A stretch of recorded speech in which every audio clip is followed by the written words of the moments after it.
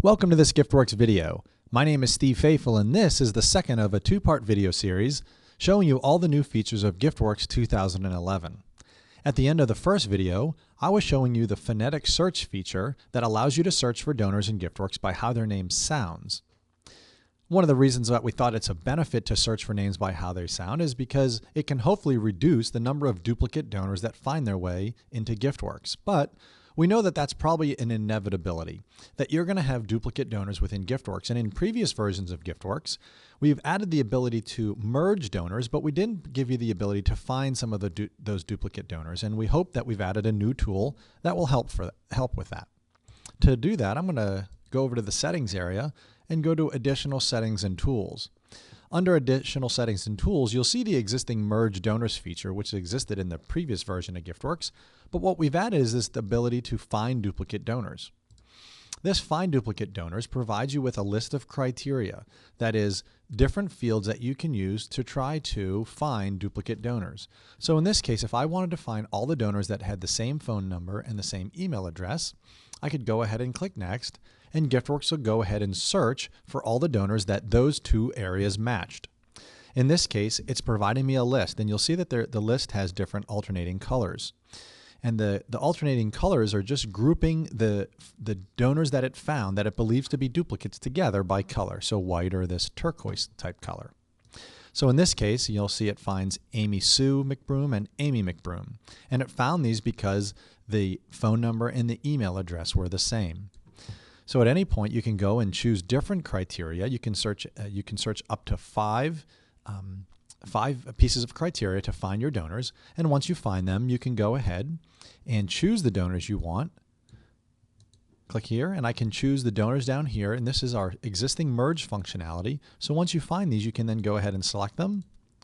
And once you're ready, you can click the merge button. So this duplicate donor finder, we believe, can be helpful in finding those duplicate donors with it that have found their way into GiftWorks and removing them or merging them together so that you can improve your GiftWorks donor information accuracy. The next two areas of change that we've made in GiftWorks 2011 are in the areas of donations. The first thing I'd like to show you are the more powerful tools that we've added for managing pledge payments. When you set up a pledge within GiftWorks, you not only set up the amount that you're going to receive, but also the schedule in which you'll receive those payments. Inevitably, when you do receive payments, they're either not according to the schedule that was set up or the amount that was set up. And in GiftWorks 2011, we've provided you tools to make managing that even easier. To get started, I want to go ahead and add a pledge for a donor. I'm going to add a very simple pledge. It's just for $90 over 3 payments. And I'm going to do it once per month. I'm going to go ahead and look at my pledge and save it. You see I'm expecting 3 payments of $30 each over the next 3 months. So one of the ways that these new more powerful pledge payment handling tools can help you is if I go ahead and apply a payment, and in this case I'm going to receive less than what was scheduled to be received. In this case I'm receiving $20, which leaves a $10 balance, if you will. If I click on Next, I have 2 options which existed in prior versions of GiftWorks. That would be to decrease the total pledge, so maybe they just adjusted the total amount that they're going to give to you, or you're going to increase just the final payment, so you can take what wasn't paid here and add it to the final payment. But one of the new things that we've added to GiftWorks 2011 is this ability to create a new payment for the balance. So let's just say that the person sent you a little bit less than they were intending, but they intend to make it up. I can go ahead and just simply create a new payment for the balance. And GiftWorks will automatically handle creating all that, the new pledge payment scheduling. So in this case, I received the $20 toward the $30, but there was a $10 balance, and so it created a new payment for $10. And GiftWorks did that and saved me the time from having to manually go and adjust the pledge schedule. The other thing I can do as well is if I apply more, in the first situation I received less than I was expecting, but in this case I'm going to receive more. So in this case I'm going to receive $40, which in this case it's a $10, I was expecting $10, the $10 that the donor was supposed to make up. And so I'm going to have $30 more than I anticipated for this payment. Once again, I could increase the total pledge amount to accommodate this extra money that I received, or some additional tools that we've provided are to spread this amount across multiple payments. So I can not only apply it toward toward the top one, this $10 payment that they originally paid on. But I could also apply some balance toward other payments. Or I could combine multiple scheduled payments into a single payment. In this case, I'm just going to apply it across multiple ones, and it'll show me what it's going to do. It's going to apply $10 toward the payment that I'm receiving right now, and it's going to apply the remaining $30 across the next payment. Once I go ahead and do that, I'm going to hit finish, and now what I'll see is I've now applied the $10 toward this one, and I've covered the entire next payment. Now, I've only showed you 2 examples, but there are many examples of how these more powerful pledge tools, the pledge payment handling tools, will help you manage your pledges. And I would encourage you, if you're an organization that uses pledges, I would encourage you to watch the more in-depth video that's going to describe all or a lot of the features around managing pledge payments. In addition to the improvements that we've made to the tools used for handling pledge payments, we've also made very big changes and improvements to the area of receipting within GiftWorks. And to show you that, let me go over and look at a donor real fast and click on Edit a Donor and scroll down. And I'm going to show you 2 new areas that you can set up in your donor. First is whether they should be issued receipts or not.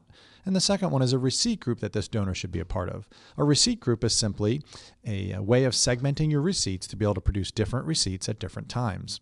These settings will drive or will inform when you're adding a donation how the donation should be receipted. Let's go ahead and do that. I'm going to go ahead and add a donation for Steve and put in $500. Next. And at the acknowledgement screen, it's now acknowledgement and receipt options.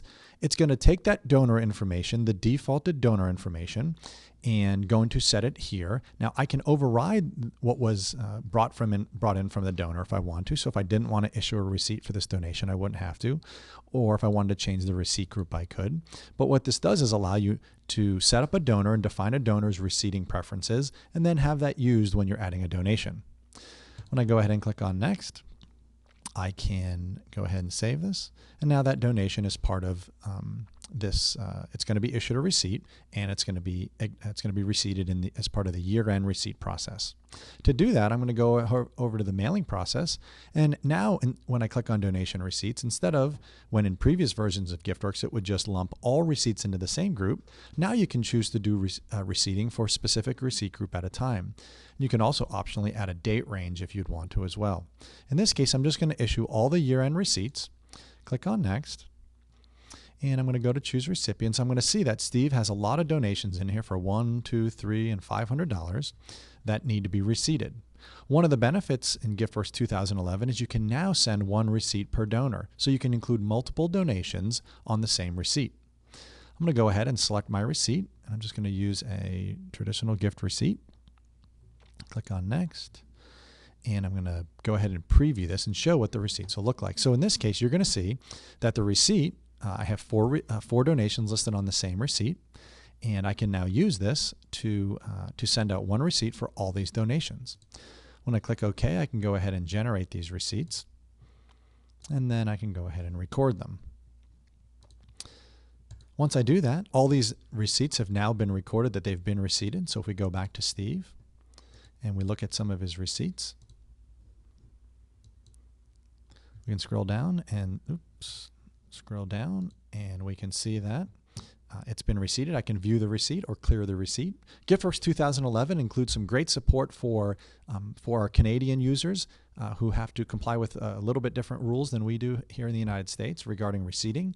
But now we support reissuing receipts with messages on the receipt indicating that's either been reissued or that it's a copy of. There's a lot of other powerful features that you can set up within receipting. And once again, I would encourage you to go and view the more in-depth video that we're going to have dedicated to the improved receipting in GiftWorks 2011. Having just been in the Mailing Center to send out our receipts, it reminds me to show you of another feature that we've added in the Mailing Center, which is under Manage Letter Library. If you edit one of your letters, you now have the ability, by clicking on Change Page Layout, to change the layout of the page, being portrait or landscape, but also the size of the paper. So if you need to use legal or A4 or another size, you can go ahead and change that. There's also other changes that we've made to the labels and envelopes that's given you a little bit more control over printing your envelopes and printing your labels. So I would encourage you to check out the video that's dedicated to the improved mailing tools within GiftWorks 2011. The last area I'd like to show you are some of the improvements that we've made around donor notes.